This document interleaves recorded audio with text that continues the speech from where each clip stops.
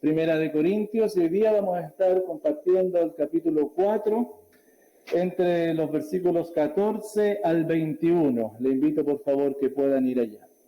Si lo han encontrado, hermanos, leámoslo todos juntos. Qué bien nos hace y qué bueno es leer la palabra del Señor todos juntos, hermanos. Dice: no escribo esto para avergonzaros, sino para amonestaros como a hijos míos amados. Porque aunque tengáis 10,000 años en Cristo, no tendréis muchos padres. Pues en Cristo Jesús yo os engendré por medio del Evangelio. Por tanto os ruego que me imitéis. Por esto mismo os he enviado a Timoteo, que es mi hijo amado y fiel en el Señor, el cual os recordará mi proceder en Cristo, de la manera que enseño en todas partes y en todas las iglesias. Mas algunos están envanecidos, como si yo nunca hubiese de ir a vosotros. Pero iré pronto a vosotros, si el Señor quiere, y conoceré no las palabras, sino el poder de los que andan envanecidos. Porque el reino de Dios no consiste en palabras, sino en poder. ¿Qué queréis? ¿Iré a vosotros con vara o con amor y espíritu de mansedumbre? Oramos al Señor. Padre, gracias por la posibilidad de ser expuestos a tu palabra. Rogamos, Señor, para que tú hables a nuestra vida, que tu Espíritu Santo ilumine nuestro entendimiento, para comprender tus verdades y éstas hagan vida en nosotros, fortalezcan nuestra débil fe, y por medio de tu Espíritu, Señor, seamos santificados por la palabra santa. Permítenos confiar completamente en la obra poderosa de Jesucristo, para la gloria tuya. En el nombre poderoso de Jesús. Amén. Corrigiéndonos unos a otros. Ese es el título para hoy día, desde el liderazgo. Y esto es importante porque esta exposición tiene dos partes. La primera es corrigiéndonos unos a otros desde el liderazgo, y luego vamos a estar viendo cómo la iglesia en conjunto se corrige. Bueno, esa es la idea. Y hermanos queridos, los creyentes constantemente necesitamos ser corregidos. Siempre, hermanos. El pecado que mora en nosotros nos distrae tan fuertemente que solo a través de la ayuda recibida por el Señor, a través de la iglesia, somos devueltos a centrarnos en el reino de Dios y no en nuestro propio reino. Hermanos, estamos en una constante lucha, fiera, férrea, desigual contra el pecado por nuestros medios. El pecado nos seduce, ¿o no? El pecado nos engaña. Y lo peor de todo, que desvía tu adoración y mi adoración a Dios.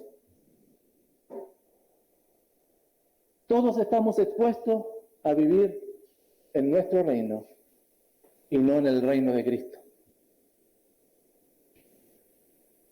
Y hermanos, esa era la realidad de la iglesia de Corinto. Una iglesia que por la gracia del Señor había abrazado por la fe el Evangelio. Ellos habían sido justificados de sus pecados, pero ¿saben qué? ¿Cuál era el problema de los corintios en el día a día? Pues no reflejaban a Cristo, no reflejaban a su Salvador. Que, dicho de paso, es el propósito máximo de un creyente. ¿Cuál es? Dar a conocer las virtudes del Creador. Y en el caso de los corintios esto no era así. Por esta razón, el apóstol Pablo tenía claro el diagnóstico de lo que estaba sucediendo en la iglesia, pero también tenía claro lo que debía hacer. ¿Y qué es lo que el apóstol Pablo comienza a hacer en la iglesia? Al ver una iglesia que estaba dividida, con algunos hermanos que tenían unas posturas, que iban por unos líderes, ¿se acuerdan? Que estaba dividida. Bueno, el apóstol Pablo tenía claro lo que iba a hacer. Primero que todo, presentar las demandas del Dios vivo, digno de ser adorado. Esto es lo que Dios requiere. Luego, demostrarles, como lo ha hecho, ¿cierto?, que los de Corinto habían fracasado en cumplir las demandas de Dios. Estaban en pecado. Entonces, primero el apóstol Pablo, y podemos ver claramente ahí, que muestra, este es Dios Esto es lo que Él demanda. Pero ustedes están en esta situación.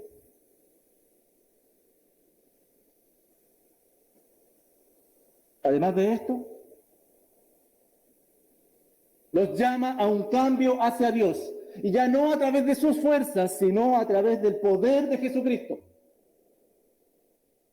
Pero no se queda ahí el apóstol Pablo. Después de llamarlos a un cambio hacia Dios, el apóstol Pablo va a mostrar apoyo, contención y guía en este proceso de cambio para la iglesia. Pero aquellos que desisten en cambiar, el apóstol Pablo estaba decidido a confrontarlos para que vuelvan definitivamente a Cristo. Hermano, por favor, pon atención. Porque el ejemplo de cómo Pablo enfrentó el pecado en la iglesia de Corinto es vital para nuestra iglesia también. Para nuestro propio andar. Porque al final del día, hermano, lo único y lo más trascendente es la honra de Dios, y con eso no se transa.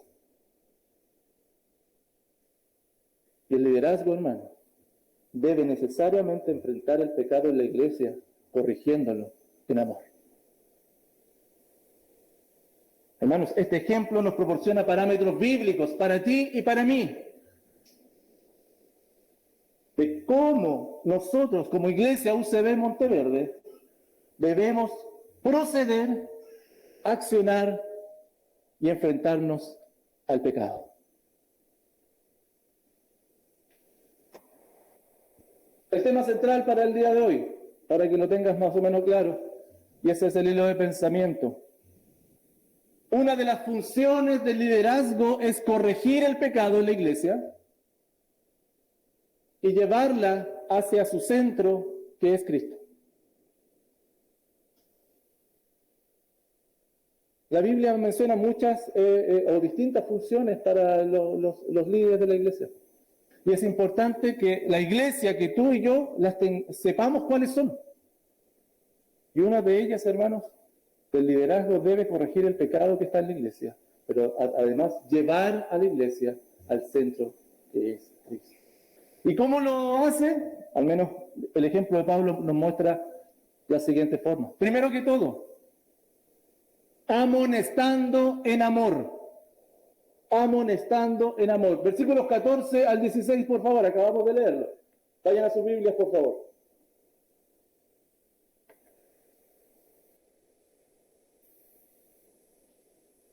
Comienza diciendo Pablo, no escribo esto para avergonzaros, sino para amonestaros como a hijos amados. Hermanos, en la exposición anterior, en el mensaje anterior, estuvimos viendo un poquito de esto. El apóstol Pablo los había confrontado con su pecado, ¿se acuerdan o no? Versículo 6, anda por favor ahí, capítulo 4, versículos 6, 7 y 10. Por esto, hermanos, lo he presentado como ejemplo en mí y en Apolos por amor de vosotros, para que nosotros aprendáis a no pensar más de lo que está escrito. Este era el pecado que estaban en el fondo cometiendo los hermanos de Corinto, pensando más allá de lo que estaba escrito, yendo más allá, manejándose por sus propias inclinaciones y no por lo que estaba escrito. Y Pablo los confronta. Versículo 7, porque ¿quién te distingue? O diciéndole de otra forma, ¿te acuerdas? ¿Eres muy especial acaso que te estás yendo más allá de lo que está escrito?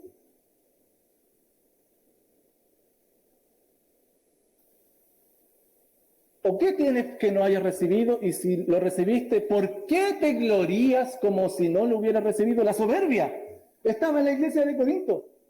La soberbia. Ellos habían recibido por gracia, pero no estaban viviendo por la gracia del Señor. Estaban viviendo por sus propios... ¿Quién se creen ustedes? Le está diciendo Pablo de otra manera. Están yendo más allá de lo que Dios ha estipulado. Versículo 10. Nosotros somos insensatos por amor de Cristo. Así vivían los apóstoles, ¿te acuerdas? Insensatos por amor de Cristo. El mundo los despreciaba. ¿Y los de Corinto? ¿Cómo vivían? Mas vosotros prudentes. Ustedes son los prudentes. Nosotros somos débiles y ustedes son fuertes. Vosotros honorables, ustedes reciben el honor de todos y nosotros despreciados. Los confronta con su pecado, les dice, esto, así ustedes están. pero además los llama y les da un ejemplo a vivir. El ejemplo de Cristo, versículos 12 y 13, como lo vimos anteriormente. Al final del versículo 13 dice, hemos venido a ser hasta ahora como la escoria del mundo, el desecho de todos. Nos fatigamos, trabajamos con nuestras propias manos, nos maldicen y bendecimos. El Evangelio, padecemos persecución, la soportamos, nos difaman y rogamos por ellos. La cruz como referencia de la vida del creyente. Y el apóstol Pablo viene y confronta y llama a los hermanos a vivir como siervos de Dios.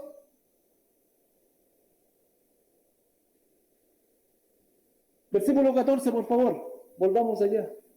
No escribo esto para avergonzaros, sino para amonestaros como a hijos amados. Y Pablo les explica, para que no haya confusiones, hermano, mira la razón de por qué les escribe. No para que se avergüencen, sino para amonestarles. Pablo con todo un tino, un tacto, ¿no?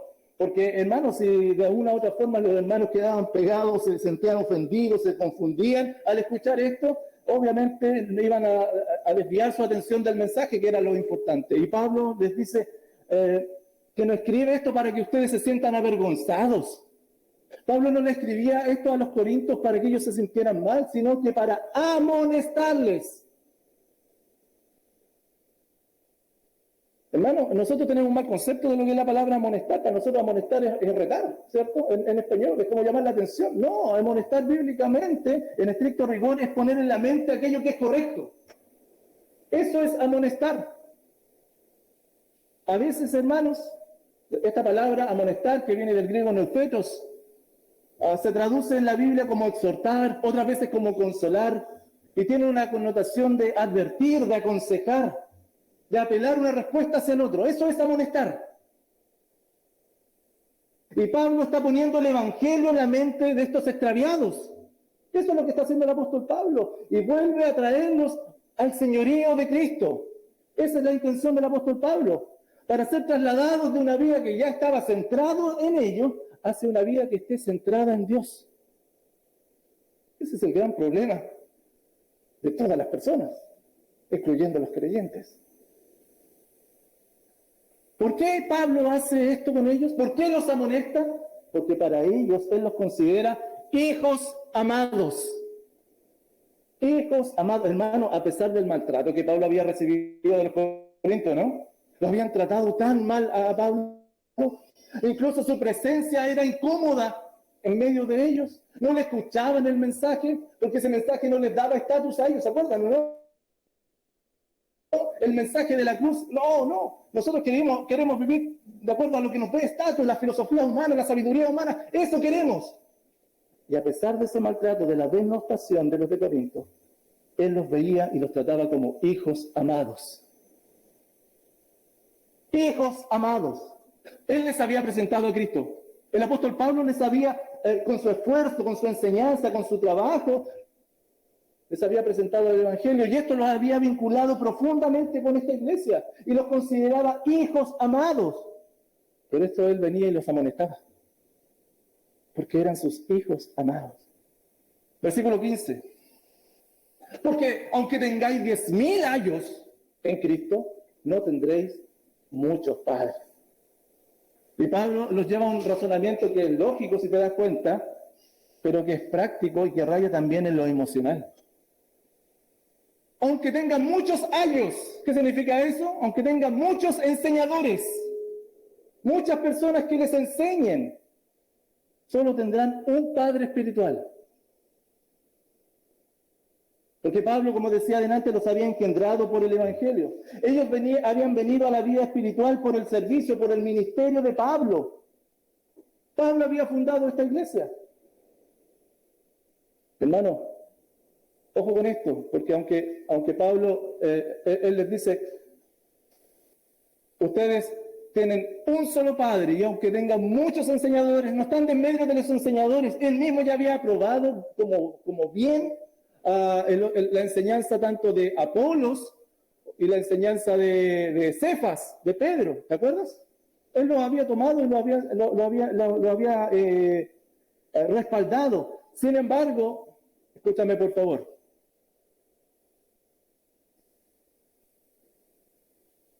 dentro de la iglesia de Corinto había muchos enseñadores y le estaban enseñando distintas cosas. Y Pablo les dice, aunque ustedes le enseñen muchos, solamente tienen un padre espiritual, soy yo. Pues en Cristo Jesús, yo os engendré por medio del Evangelio. Hermanos, el Evangelio da vida. ¿Sabías eso, no? El Evangelio da vida. Cuando no había esperanza, cuando el paganismo, la oscuridad llenaban la ciudad de Corinto, solo Pablo aceptó el desafío de ir en contra de la corriente, y en aquella ciudad rebelde, él tuvo el valor de predicar el Evangelio. Y ellos abrazaron el Evangelio como la verdad de sus vidas. La verdad para sus vidas. Y con esto, inmediatamente vino la vida espiritual a ellos. Una relación eterna con el Creador. Por eso Pablo esto ya se lo había anteriormente comentado y les predicó. ¿Se acuerdan en el 1, 17, 18, ahí en su Biblia? Mira lo que él había dicho. Pues no me envió Cristo a bautizar, sino a predicar el Evangelio, no con sabiduría de palabras, para que no se haga vana la cruz de Cristo, porque la palabra de la cruz es locura para todo el mundo, para los que se pierden es locura, pero a los que se salvan, a nosotros, a la iglesia, Pablo incluyéndose, es poder de Dios. Y Pablo fue a ellos, como dice el capítulo 2, versículo 4, dice, y mi palabra ni mi predicación fue con palabras persuasivas de humana sabiduría, sino con demostración de espíritu y de poder. Viene con el poder del espíritu para transformar sus vidas, para que vuestra fe no esté fundada en la sabiduría de los hombres, sino en el poder de Dios. En el poder de Dios. Y cuando Pablo les predicó y ellos abrazaron esto, ellos llegaron a ser, como dice el capítulo 3, versículo 9, porque nosotros somos colaboradores de Dios y vosotros, ustedes, son labranza, edificio de Dios. Llegaron a ser hijos de Dios, llegaron a ser el cuerpo de Dios. Hermanos, este es el Evangelio y se los vuelve a recordar para que anden en él. Para que dejen de estar centrados en sí mismos y vuelvan a Dios. Y con este recordatorio, hermanos, Pablo restablece finalmente su autoridad espiritual, moral, ética sobre ellos, que era inherente a la relación que tenían de padre e hijo. Lo cuestionaban, lo maltrataban, pero Pablo viene y les dice, a ver, paremos un poquito. Yo no les estoy escribiendo esto para avergonzarlos, yo se lo estoy escribiendo para amonestarlos, porque yo soy el padre de ustedes. Yo los engendré por el Evangelio, así que escúchenme lo que les tengo que decir. ¿Y qué es lo que tenía que decirles? Versículo 16. Por tanto, les ruego que me imiten. Les ruego que me imiten. Esta exhortación de Pablo para con ellos que lo imiten. ¿Imitarlo en qué? ¿En qué tenían que imitarlo los de Corinto? Imitar el sometimiento que Pablo ya les había dicho anteriormente en versículos anteriores respecto al Evangelio, en cómo él vivía la gracia del Señor dependiendo todos los días de la misericordia de Dios, cómo él había renunciado a su vida para imitar a Cristo. Imiten mi entrega a ustedes, pareciera Pablo decirles. Vivan de acuerdo al Evangelio. Ellos debían entregarse unos a otros entonces. Sean padres e hijos unos a otros. Sean hermanos unos a otros. Ámense, busquen el bienestar del otro, unos a otros. Dicho de otro modo, dejen de vivir centrado en ustedes y vuelve a vivir centrado en Cristo. Esto de imitarlo, hermanos, es común en Pablo, poniéndose como ejemplo que lo imiten, que él fuera la referencia. Mira lo importante que es, lo vamos a hablar a continuación.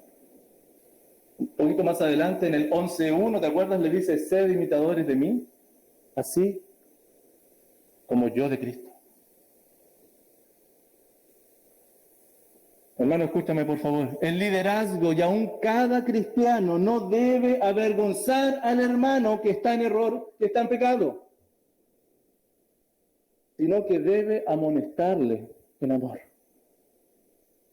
Amonestar los unos a los otros. La búsqueda para con mi hermano debe ser su bienestar supremo. Que vuelva a adorar al Padre. Ese es el bienestar supremo para nuestros hermanos. Y eso es lo que nosotros, ese es el objetivo. Nunca la vergüenza del otro. Por tanto, hermanos, cada uno de nosotros, y sobre todo el liderazgo, debe estar en las condiciones que Pablo instruye a los corintios. Y el liderazgo que tenemos en nuestra iglesia debe tener la autoridad espiritual, moral y ética para decir, imítenme. Imítenme. Hermanos, escúchame, la iglesia, cada uno de nosotros, incluyendo el liderazgo, debe estar dispuesto a ser amonestado. La labor del liderazgo, por supuesto, es supervisar como obispo sobre veedores, amonestar, exhortar a cada uno, pero no para avergonzarle, sino para traerle de vuelta al señorío de Cristo en su vida. ¿Es Cristo tu Señor? ¿Vives como si Cristo fuese tu Señor?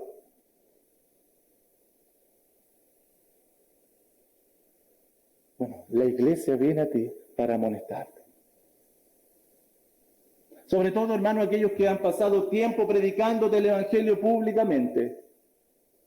Tenemos la labor y la autoridad otorgada de parte del Señor para amonestarte en el nombre de Jesús y decirte una vez más, reconcíliate con Dios. Reconcíliate con Dios. ¿Te das cuenta cuál es el tema de fondo acá? ¿Qué es lo que está tratando Pablo? Al cerrar esta sección de la división, en la tensión que había entre la iglesia y el liderazgo, es corregir a aquellos que están en error para traerlos a Cristo. Y hermanos, nosotros, tú y yo, escúchame, cada uno de nosotros debemos necesariamente reconocernos como muy necesitados de corrección. Todos nosotros. Necesitamos ser amonestados. Y si te das cuenta y vas al fondo, la amonestación, ¿qué es? Es una muestra de la gracia del Señor para tu vida. El Señor viniendo a través de la iglesia para decirte, ven, nuevamente. Este soy yo. Este eres tú. Pero yo tengo el poder para transformarte. Céntrate en mí. Deja de centrarte en ti. Pero de todos modos, para amonestar al otro es necesario ofrecerle un camino a seguir de parte nuestra. Un ejemplo propio a imitar. Un ejemplo, hermano, escúchame, no de impecabilidad, pero sí de constancia y de priorizar al Señor en la vida.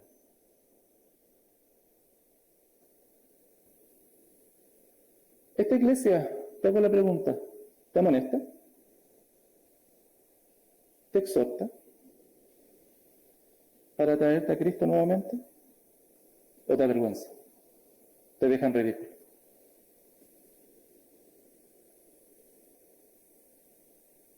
Hermano, ¿eres amonestable o no? No sé si existe ese término, pues se entiende, ¿no? ¿Eres amonestable? ¿O evitas ser confrontado? A nuestra naturaleza no nos gusta que nos digan las cosas, ¿cierto? Hermano, cada uno de nosotros debiera abrirse al otro, especialmente al liderazgo para recibir edificación, para recibir consuelo, para recibir amonestación bíblica. Si no, hermano, si no te abres, corres el riesgo de seguir tus propios caminos, tal y como la iglesia de Corinto lo hizo. Te invito entonces, hermano, en el nombre del Señor, cada uno de los que me están escuchando aquí, los que están en sus casas, te invito a ser amonestable, a ser enseñable, humilde, manso de corazón. Si el pastor, hermano, los ancianos te contactan, abre tu corazón y busca la corrección para tu vida. No lo debemos hacer nosotros para avergonzar al hermano, sino por amor, buscando tu bienestar, que vuelvas a adorar al Señor en espíritu y en verdad. Lamentablemente, a veces nuestra soberbia, nuestro orgullo, nuestro yo, nos lleva A decir que está todo bien. A decir que está todo bien. A decir que está todo bien. Y muchas veces al decir que está todo bien, tapamos nuestra basurita y la echamos debajo de la alfombra. ¿Cierto? Y ahí queda. No, si está todo bien. La misión del apóstol Pablo, mira cómo vivía el apóstol Pablo. Mira lo que hacía Colosenses 1:28. ¿A quién anunciamos? A Cristo, amonestando ¿a quién? A todo hombre. Y enseñando a todo hombre en toda sabiduría. ¿Para qué? ¿Para avergonzarles? Para presentar perfecto, maduro en Cristo Jesús a todo hombre. A todos. Y esa es nuestra labor como iglesia. Estar presentándonos. Hermanos, si no nos dejamos corregir, estamos corriendo un riesgo tremendo. Tremendo. Por eso en Efesios 4:11 y 12 dice que Cristo, constituyó a unos apóstoles, a otros profetas, a otros evangelistas y a otros pastores y maestros. ¿Para qué? Para perfeccionar a los santos para la obra del ministerio, para la edificación del cuerpo de Cristo. Hermanos, una de las funciones del liderazgo entonces es corregir el pecado en la iglesia y llevarla a su centro, el cual es Cristo. ¿Y cómo lo hace? La primera forma es amonestando en amor. Pero una vez que amonesta en amor, acompañando en el proceso de cambio a los hermanos. Escúchame, acompañando en el proceso de cambio a los hermanos. Versículo 17. ¿Están ahí, hermanos? Versículo 17. Por esto mismo os he enviado a Timoteo. Por esto mismo, para amonestarlos. ¿Se acuerdan, no? Ese es el tema. Para amonestarlos, para que ustedes vean y tengan ejemplo, les envío a Timoteo, que es mi hijo amado y fiel en el Señor, el cual, ¿qué va a hacer Timoteo? Dos cosas. Les va a recordar mi proceder en Cristo y de la manera que enseño en todas partes y en todas las iglesias. Hermanos, para reforzar la amonestación, Pablo no se quedó, y para que lograran imitarlo, porque ese era el tema. ¿Te acuerdas que le había dicho en el versículo 16? Imítenme. Bueno, para poder lograr esto, Pablo no se queda solamente en el deseo, en el discurso, sino que intenciona este propósito enviando a Timoteo a ellos. Lo envía a Timoteo, lo envía a la iglesia de Corinto, para recordarles lo que Pablo enseña, para recordarles la enseñanza apostólica que ellos habían despreciado, ¿te acuerdas? Ellos habían despreciado la enseñanza apostólica, yendo más allá de lo que estaba escrito. Y Pablo entonces, ¿qué hace? Los acompaña, está con ellos y les recuerda la enseñanza apostólica, ¿verdad? Y sobre todo, dice aquí, el cual os recordará mi proceder en Cristo, la manera de vivir de Él, para que puedan imitarlo, para que tengan una referencia a seguir. Timoteo, Pablo no podía ir a ellos, pero mira lo que hizo Pablo. Le envía a Timoteo. No le envió a cualquiera. No, porque tenía una misión importante que hacer para con ellos. Él, como Pablo quería lo mejor para ellos, vale decir que volvieran a adorar a Dios, entonces le envía a su mejor representante, Timoteo, hijo amado y fiel. Timoteo era amado por el vínculo que tenían como en el Señor, eran amados en el Señor, pero además Timoteo era fiel. Ya vimos que se requería, ¿cierto?, en el 4:2, que los administradores del Evangelio sean hallados fieles, ¿se acuerdan? Bueno, Timoteo era fiel en la enseñanza del Evangelio y Pablo se lo envía a ellos.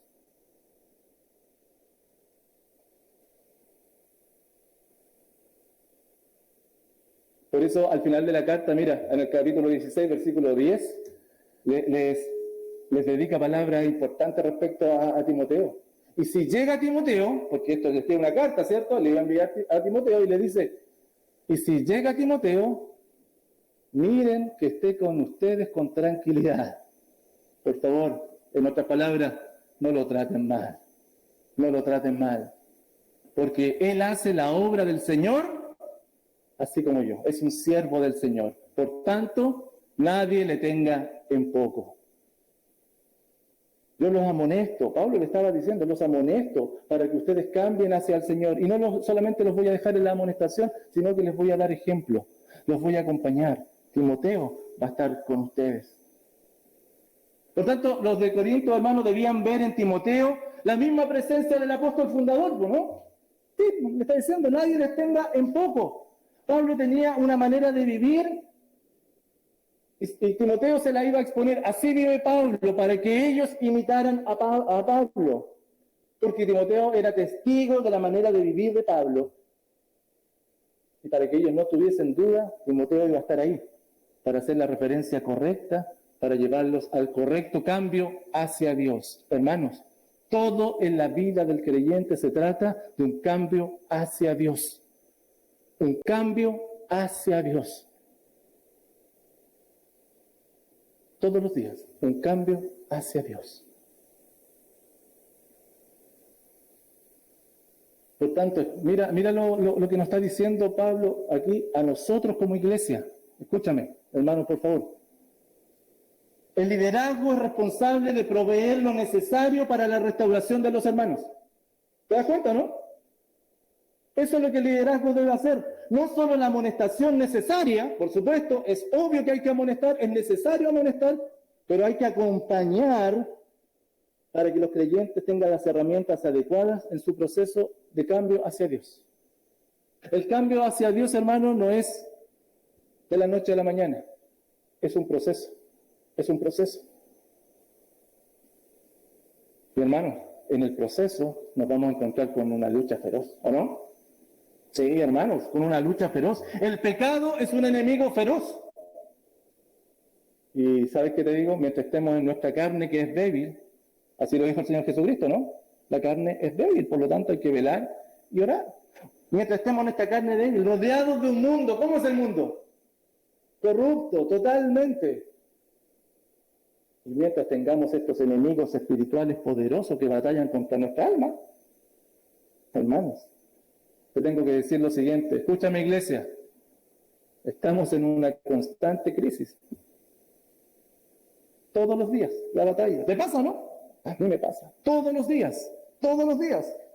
Por tanto, hermano, el creyente necesita las herramientas válidas, unas herramientas prácticas de cómo ofrecer su vida día a día en sacrificio vivo delante del Señor. Y la iglesia, escúchame, mediante los ancianos, debe ser el referente y el ejemplo suficiente para la congregación.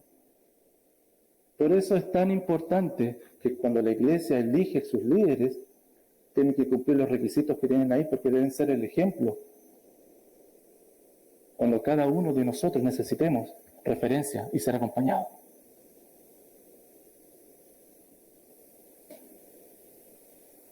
Por eso, y es nuestra labor como ancianos, pastorear con el ejemplo, con la enseñanza,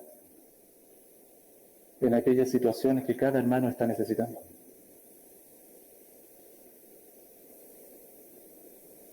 Hermano, escúchame, no desestimes entonces la posibilidad y la oportunidad que la iglesia te ofrece para acompañarte en tus necesidades. Vuelvo a decirte lo mismo que te dije en el punto anterior. Cuando el pastor o los ancianos te contacten,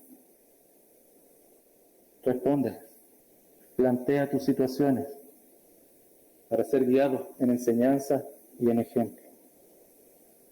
Otra vez, no de impecabilidad, hermanos, pero sí de constancia, de madurez hacia el Señor. Hermanos, en nuestra iglesia, gracias al Señor, tenemos algunas estructuras de cuidado, ¿verdad? Una estructura de cuidado son los grupos pequeños, en donde nos contenemos, nos animamos mutuamente, ¿verdad? Nos ayudamos a través en los grupos pequeños. Pero si hay alguna situación particular que estén necesitando atención, que estén necesitando cuidado, somos los ancianos, los encargados, los responsables de proveerte la palabra y el ejemplo.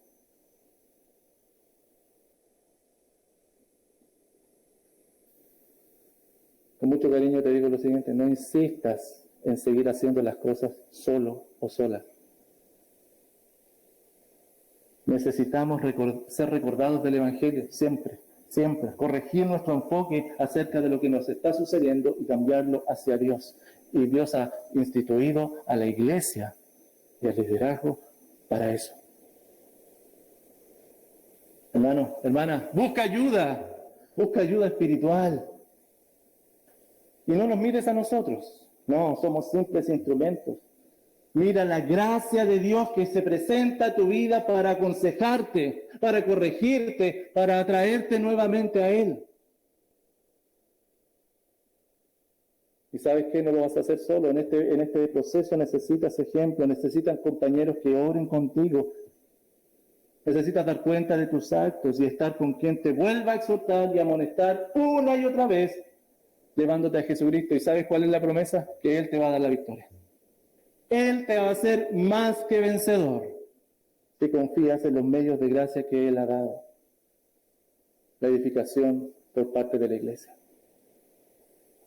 Por eso Pablo le decía y no se cansaba de decirle a Timoteo, ¿te acuerdas allá en el 4:2 de 2 Timoteo? Predica la palabra. Mira lo que incluye acá, no solamente que la predique, no es algo estacionario, no es algo eventual. Mira el proceso que le demanda a Timoteo. Predica la palabra, insta a tiempo, fuera de tiempo, redarguye, reprende, exhorta con toda paciencia. Hay un proceso ahí. Acompaña, está con ellos, debes estar con ellos.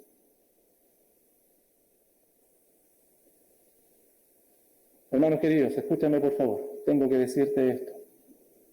La obligación del seguimiento constante de parte de los ancianos es para con aquellos que se han unido voluntariamente a la iglesia local, quienes han aceptado un discipulado mutuo desde y para la iglesia. Por lo tanto, a cada uno de ustedes, a los que ya nos conocen, te invitamos a unirte a esta iglesia de manera formal y ser reconocido como miembro de nuestra iglesia por tus hermanos. Hermanos, una de las funciones del liderazgo es corregir el pecado en la iglesia y llevarla hacia su centro, que es Cristo. Amonestando en amor, luego acompañando en el proceso de cambio a los hermanos. Pero finalmente, hermanos, mira, disciplinando al rebelde. Disciplinando al rebelde. Versículos 18 en adelante.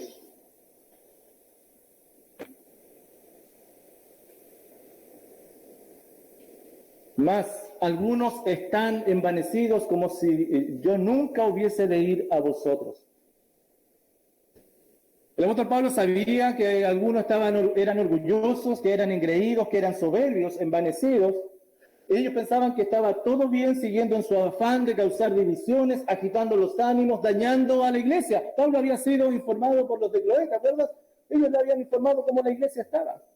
Y estos falsos enseñadores con enseñanzas nocivas, enfermizas, pretendían hacer lo que les pareciera dentro de la iglesia. Pero Pablo, en su celo y en su amor por el evangelio y por los hermanos, no lo permitiría tal. Por eso les dice en el versículo 19, iré pronto a vosotros, si el Señor quiere, y conoceré no las palabras, sino el poder de los que andan envanecidos. Pablo tenía la intención de visitar a los de Corintios, si Dios quiere. De hecho, les da a conocer el plan que tenía de hacer, porque Pablo vivía de manera planificada, no improvisaba las cosas. En el capítulo 16, entre los versículos 5 al 7, dice, mira, y lo tenía todo listo, planificado y pensado, iré a vosotros cuando haya pasado por Macedonia, ese es el plan que tenía de viajar, pues por Macedonia tengo que pasar, y podrá ser que me quede con vosotros, aún pase el invierno. Quería estar con ellos, para que vosotros me encaminéis donde haya de ir, porque no quiero veros ahora de paso, sino que quiero quedarme con ustedes. Espero estar con vosotros algún tiempo, si el Señor lo permite. Pablo lo tenía en su mente, veía que necesitaba pasar allá, porque habían algunos que estaban envanecidos. Algunos que estaban envanecidos. Todo de acuerdo a la voluntad de Dios, por supuesto, a quien pertenecen todos los tiempos nuestros. ¿Qué haría una vez que estuviese con ellos? Iré pronto a ver a vosotros, si el Señor quiere y conoceré no las palabras, sino el poder de los que andan envanecidos. Él les pediría explicaciones a ellos. No eran muchos, No eran muchos, era un grupito, pero estaban agitando los ánimos, influyendo bastante con su discurso en la iglesia, dividiéndola. Él escucharía sus razones y Pablo evaluaría el poder que ellos tienen. ¿Qué poder hay detrás de ellos? Porque Dios no actúa a través del pensamiento o un simple discurso de las personas, sino que a través del poder del Evangelio. Por eso en el versículo 20 les dice, mira, y este es como un versículo que uno se lo encuentra en distintos lugares, ¿no? Porque el reino de Dios no consiste en palabras, sino en poder. Y obviamente que ese poder no estaba en el discurso de los enseñadores de Corinto, porque su enseñanza, su filosofía, su sabiduría humana, ¿en qué se basaban? ¿En qué consistían? Porque eso no consiste, ¿cierto? Eso es consistir. ¿Cuál es la consistencia que tenía? Declaraciones, postulados, lógicas de personas sin consistencia, cambiantes, efímeras.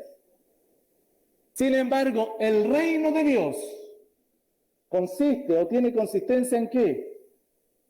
En el poder de Dios mediante la sabiduría de la cruz, que es poder de Dios. Esa sabiduría que está en la cruz, que es inconmovible y que es eterna.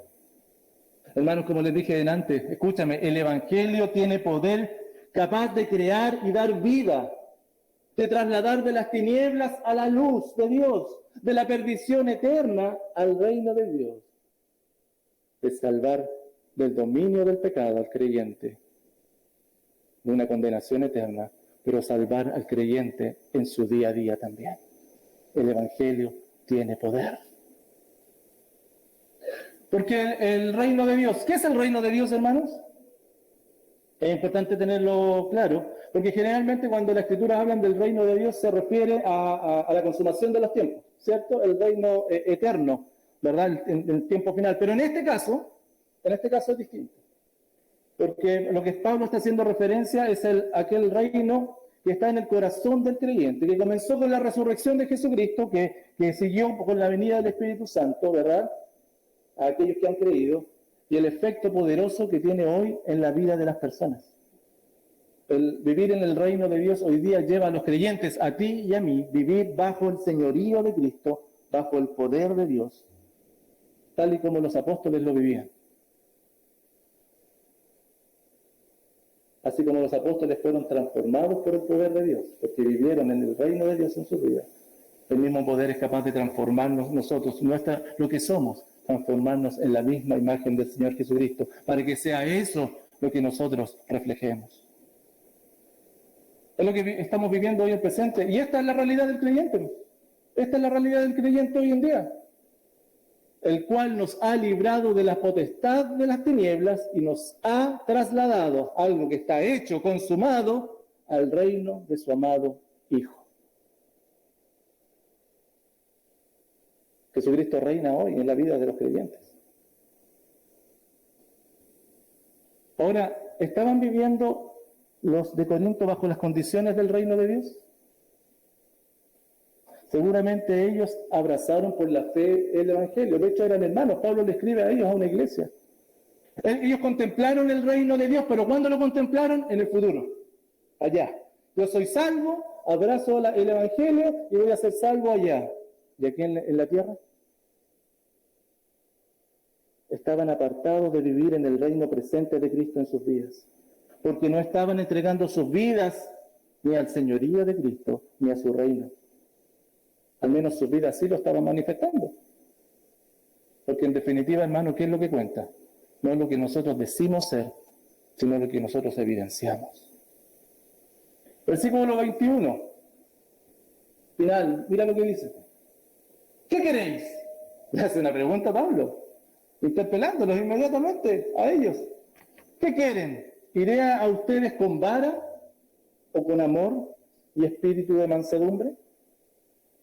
Pablo cierra con una advertencia, hermanos, mostrando su autoridad para con ellos. Voy a ir con ustedes. ¿Y qué quieren? ¿Qué quieren ustedes? ¿Cuál quieren que ustedes sea mi actitud para con ustedes? ¿Se dan cuenta la autoridad como un padre que tiene una conversación pendiente con su hijo? ¿Les tocó a usted algunas veces, no? Vamos a conversar en casa. Pablo con la autoridad va a ir a ellos. ¿Iré a vosotros con vara?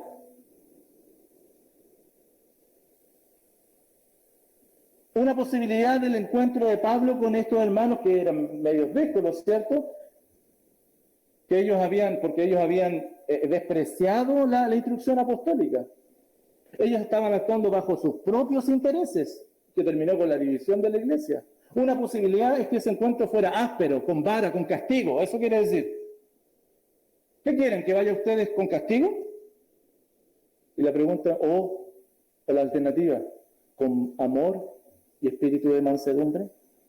Esa era otra posibilidad, que él fuese con amor, buscando el bienestar supremo de ellos, no apelando a lo conductual simplemente, no apelando al pecado evidente que ellos tenían ahí en la iglesia, sino que yendo al pecado que estaba detrás de ese pecado, buscando la razón espiritual de la desobediencia de sus vidas a lo que Dios había estipulado. Porque, hermanos, escúchame, lo conductual, los comportamientos tuyos, míos, finalmente siempre son el resultado de lo que está dentro, de nuestra inclinación hacia Dios, hacia nosotros mismos. Ese es el tema de fondo, siempre. Por lo tanto, ¿qué querían ellos?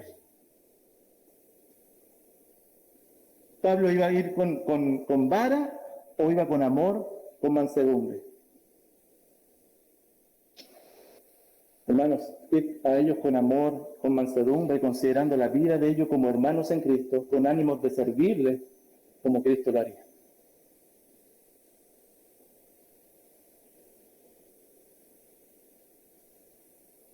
De todos modos, hermanos, aunque él pudiese presentarse a ellos de distintas maneras, hay un solo motivo por el cual ir: amonestarles en persona, disciplinarlos.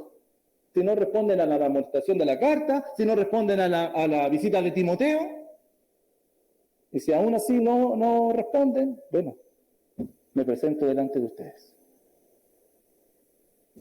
Hermanos, cuando las amonestaciones, cuando el seguimiento no surgen respuesta, porque puede ser o no, que una amonestación, que un seguimiento, que un acompañamiento no surjan respuestas, y la soberbia u otro pecado estén siendo y estando presentes en la vida del creyente, es necesaria la disciplina bíblica. E ir y confrontar a los hermanos. Y Pablo, si te das cuenta, nos ofrece un modelo claro, que si el hermano ha caído en pecado, se les llama arrepentimiento. Eso es lo primero. No para vergüenza, sino que por amor. Se le amonesta y se le acompaña. Pero si no hay más respuesta, el siguiente paso es la confrontación personal. No, esto no puede seguir así. ¿Eres hijo de Dios o no eres hijo de Dios? Hermanos, la disciplina bíblica plantea esta situación y la mira desde la gravedad que merece.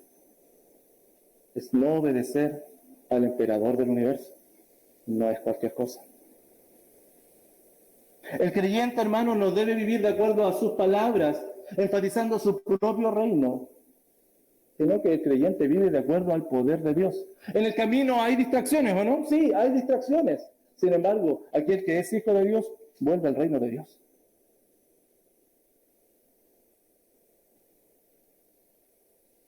Y vive de acuerdo a los principios del eterno Dios. Solo hay dos opciones, hermanas. Dos opciones: vara o amor. No hay una tercera. No pienses que es seguir con tu estilo de vida. No.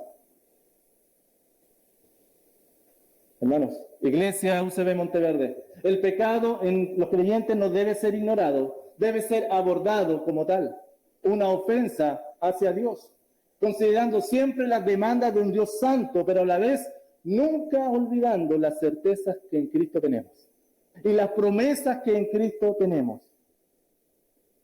En ese sentido, hermanos, la disciplina bíblica ofrece unas virtudes que deben ser consideradas. Muestra de la gracia del Señor nuevamente para con los suyos. Porque de manera individual permite corregir aquello que necesitamos. Pero también la disciplina bíblica permite de manera grupal identificar a la iglesia, a aquellos que son del reino de Dios y aquellos que no son del reino de Dios y que están en medio de la iglesia.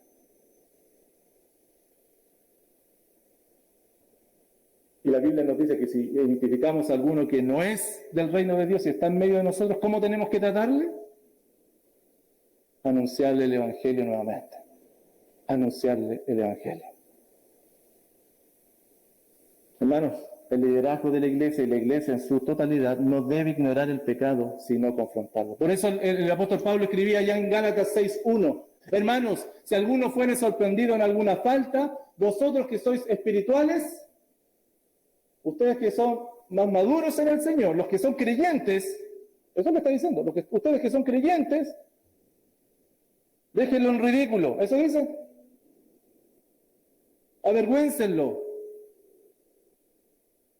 háganle la cruz, restáurenle con espíritu de mansedumbre, considerándote a ti mismo, no sea que tú también seas tentado. Restaurar, amonestar. Por eso Pablo también le decía a los de Efesios siempre, y mira lo que les dice a los creyentes. Efesios 5:11, por favor, Efesios 5:11. Y no participéis en las obras infructuosas de las tinieblas, sino más bien reprenderlas. Repréndanlas, las obras de las tinieblas. Cuando vean que algún hermano está en pecado, repréndanlo, amonéstenlo en amor. Acompáñenlo, finalmente disciplínenlo. No hagan vista gorda, que aquí no ha pasado nada. Tito dice, mira lo que Pablo le dice a Tito, en el 3:10 y 11. Al hombre que cause divisiones, a esto ya es más específico, aunque está haciendo divisiones. Bueno, en la iglesia, después de una y otra amonestación, deséchalo.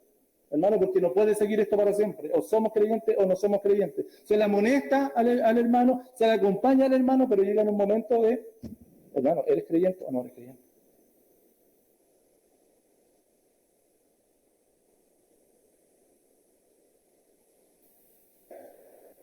Concluyo, queridos hermanos. Necesitamos ser corregidos, ¿o no? Siempre, hermanos. Con parte de la base tuya y mía que necesitamos ser corregidos. La corrección en el mundo es algo que no es bien mirado, ¿o sí? No, a nadie le gusta ser corregido. Para nosotros los creyentes es imprescindible en nuestra vida como creyentes ser corregidos. Porque los efectos del pecado remanente en nosotros pueden ser graves y nos van a privar, no nos van a quitar la salvación porque es por gracia, pero nos privan de darle la gloria al Señor con nuestra vida, nos privan de reflejar a Cristo. Sin embargo, hermano, la misericordia de Dios viene a nuestra vida a través de la corrección por parte de la iglesia. ¿Te das cuenta? Cuidar el rebaño del Señor implica amonestación, seguimiento y confrontación final. La iglesia desde el liderazgo debe estar atenta, hermanos, no solo a la predicación y a la enseñanza, sino también al testimonio de fe de cada hermano. Ese testimonio nos preguntamos mutuamente, porque nos supervisamos mutuamente, y el liderazgo, por supuesto, que hace esto. ¿Es el testimonio de mi hermano de acuerdo al reino de Dios o de acuerdo a esta tierra, al reino de esta tierra? Nos supervisamos, nos sostenemos mutuamente con el fin de que nuestra vida refleje las características de Cristo. Y para eso nos ayudamos unos a otros. No estamos solos, hermanos. Maravilloso, ¿no? Qué triste sería. Y a lo mejor así lo has vivido. Vivir tu cristianismo tratando de santificar tu vida solo, sola. ¿Y cuánto te ha durado? Más han sido las frustraciones que tenemos. Pero cuando permitimos que la iglesia del Señor nos sostenga, nos cuide, nos pastoree, y nosotros abrimos nuestra vida a ella, el Señor comienza a trabajar por medio del medio que Él estipuló, su iglesia. Entonces, hermanos, una de las funciones del liderazgo es corregir el pecado en la iglesia y llevarla hacia su centro, que es Cristo. Amonestando en amor, acompañando en el proceso a los hermanos y disciplinando al rebelde al final. En la próxima exposición vamos a pasar al capítulo 5.